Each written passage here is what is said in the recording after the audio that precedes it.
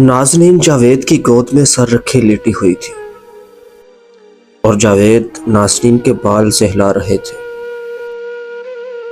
اور شاید وہ اسے کوئی کہانی بھی سنا رہے تھے۔ وہ ہمیشہ ان کی کہانیوں پر حیران ہوا کرتی تھی۔ جانے بابا کے پاس اتنی اداس اور تکلیف دہ کہانیاں کہاں سے آ جایا کرتی تھی، اور نازنین اپنے بابا سے اکثر پوچھتی تھی کہ کچھ کہانیوں کا اختتام خوشگوار کیوں نہیں ہوتا، تو وہ کہتے تھے کہ کچھ کہانیاں آغاز کے ساتھ جڑی ہوتی ہیں، ان کا انجام بھی ویسا ہی ہوتا ہے جیسا ان کا آغاز ہوا کرتا ہے۔ وہ اداس ہوتی ہیں، اداس ہی رہتی ہیں، ان کی خوشگواریت بس اتنی ہی ہوتی ہے کہ وہ ختم ہو جاتی ہے۔ اگر وہ دوام کسی صورت طویل سے طویل تر لکھی جاتی تو قاری کے لیے ذہنی اذیت کا باعث بن جاتی۔ وہ کہانیاں اچھی ہوتی ہیں نازنین جو ختم ہو جائیں، اور وہ کہانیاں جو اپنے چکردار سے چکر کو گھماتی رہتی ہیں ان کے آخری سرے پر ہمیشہ کوئی نہ کوئی بچ ہی جاتا ہے۔ اس بچ جانے کی اور بری دنیا میں تنہا رہ جانے کی اذیت بہت زیادہ ہوتی ہے، اسی لیے انہیں کہانیوں کا سامنا کیا کرو جن کا سامنا تم کر سکو، ان کہانیوں کو مت چھوا کرو جن کا وزن تم برداشت نہ کر پاؤ۔ اس نے آنکھیں کھول دیں، یاد دھول بن کر فضا میں تحلیل ہو گئی، وقت گزر گیا اور تکلیف باقی رہ گئی۔ ہر آخری چکر پر تکلیف ہمیشہ باقی رہ جایا کرتی تھی۔ اس کی آنکھوں کے کنارے بھیگنے لگے تھے۔ اب وہ بابا کو کیا بتاتی کہ وہ تو ایسے ہی کسی کہانی کا حصہ بنتی جا رہی تھی کہ جس میں وہ آخری سرا تھی، آخری چکر تھی، آخری سرے پر تنہا کھڑی رہ گئی تھی۔ وہ بابا کی گود میں ایک بار پھر سے سر رکھ کر بے خبر سونا چاہتی تھی، جیسے وہ بچپن میں بس اسی ایک آغوش میں خود کو محفوظ محسوس کیا کرتی تھی۔ بھری دنیا اس کے لیے زندان تھی اور بابا کی گود اس زندان میں تازہ روشنی کا دروازہ تھی، اور وہ اس روشنی کو اب کہاں تلاش کرتی؟ وہ تو اپنی روشنی بہت پہلے کھو چکی تھی، اپنے ہاتھوں سے کھو چکی تھی۔ یکا یک اسے محسوس ہوا جیسے کوئی اسے دیکھ رہا ہے۔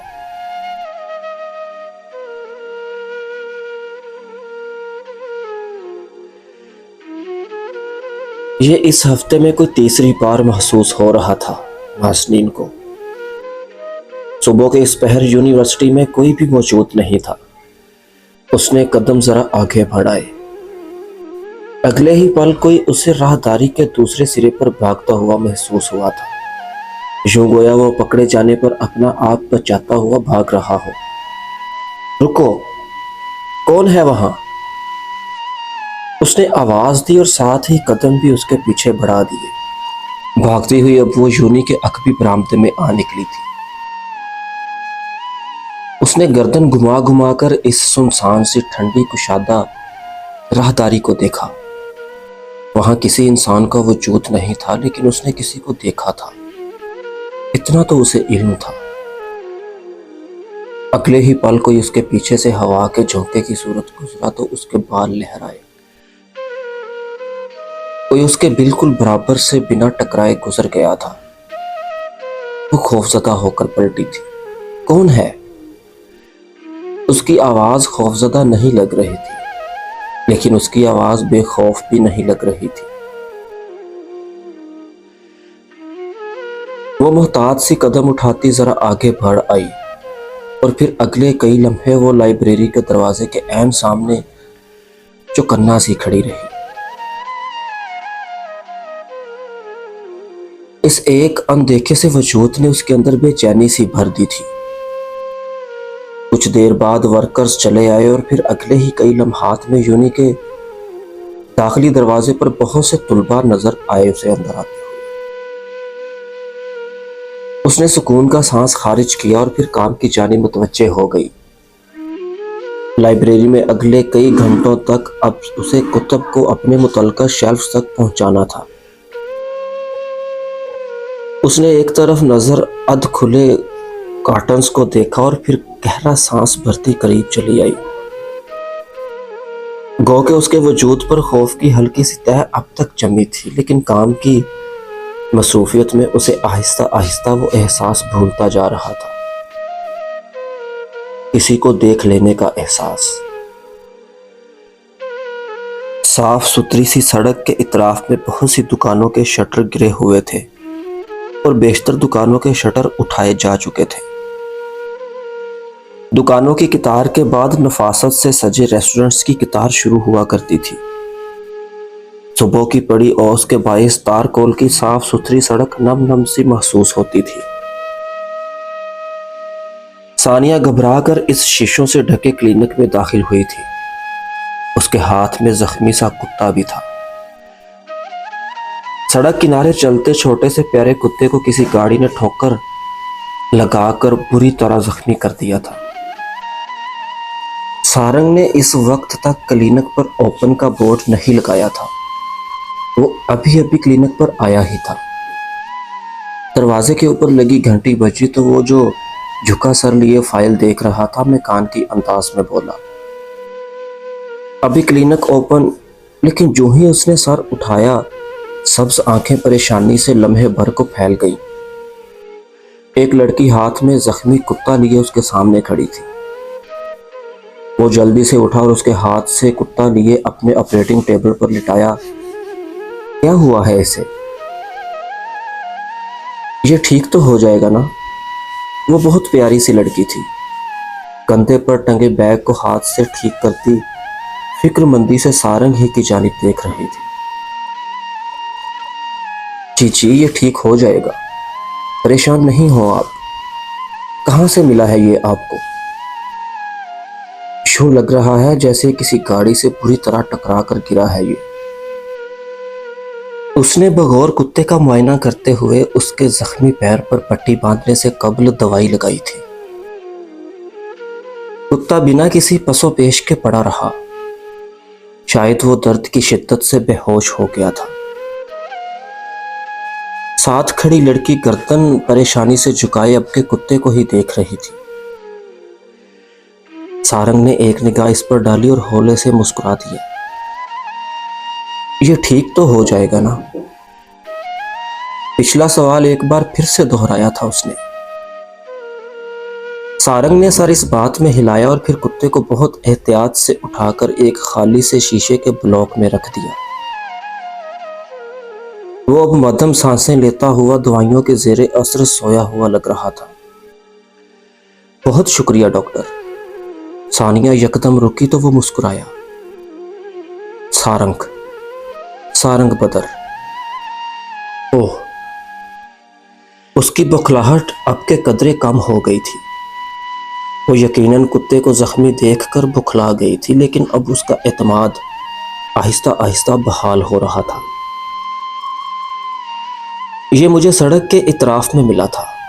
مجھے نہیں پتا کہ اسے کیا ہوا ہے، لیکن اس کی مدھم سانسوں سے محسوس ہو رہا تھا جیسے وہ کسی حادثے کی زد میں آ گیا ہو۔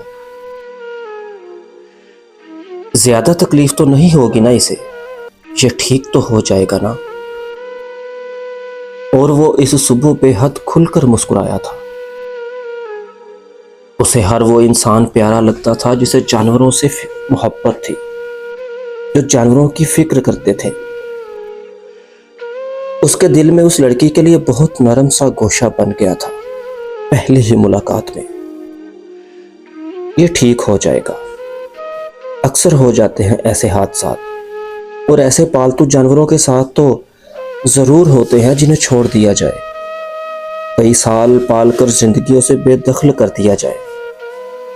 وہ چونکہ سڑک کی سخت زندگی کے عادی نہیں ہوتے تو ایسے حادثات کا شکار ہو جاتے ہیں۔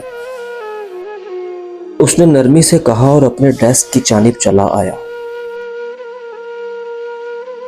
وہ بے چینی سے اس کے ڈیسک کی جانب بڑھ آئی تھی۔ کوئی اتنے پیارے کتے کو بے دخل کیسے کر سکتا ہے؟ اور پھر یوں پال کر کیسے چھوڑ سکتا ہے؟ سارنگ نے یک لخت ہی سر اٹھا کر اس لڑکی کی جانب دیکھا تھا۔ وہ اس کی بات سن کر گہری تکلیف میں گر گئی تھی۔ اس نے ناسمجھی سے مسکرا کر اس کی جانب دیکھا۔ انسان تو چھوڑتے رہتے ہیں، بے دخل کرتے رہتے ہیں، نئی زندگیاں بناتے رہتے ہیں۔ جانوروں کے لیے بہت نارمل سی بات ہے یہ۔ اتنا اب نارمل رویہ نارمل کیسے ہو سکتا ہے؟ اس لڑکی کی بات سن کر سارنگ ایک بار پھر سے حیران سا مسکرایا تھا۔ اب پریشان نہیں ہو، یہ ٹھیک ہو جائے گا بالکل۔ اس نے آہستہ سے کہہ کر سر اس بات میں ہلایا گو کہ اس کی یقین دہانی کروانی چاہیے۔ وہ بھی اگلے پل ہلکے کندھے لیے ہولے سے مسکرا دی تھی۔ بہت شکریہ ڈاکٹر سارنگ، میں جلدی ہی اسے دیکھنے آؤں گی۔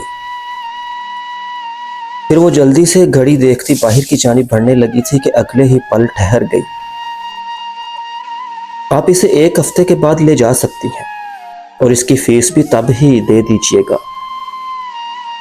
اور وہ جو اپنا بیگ کھولے پرس نکالنے لگی تھی یکدم رک گئی۔ شکر گزار سا مسکرا کر اسے دیکھا اور پھر باہر کی جانب بڑھ گئی۔ سارنگ ایک بار پھر سے اپنے ورکنگ ٹیبل کی جانب متوجہ ہو گیا تھا۔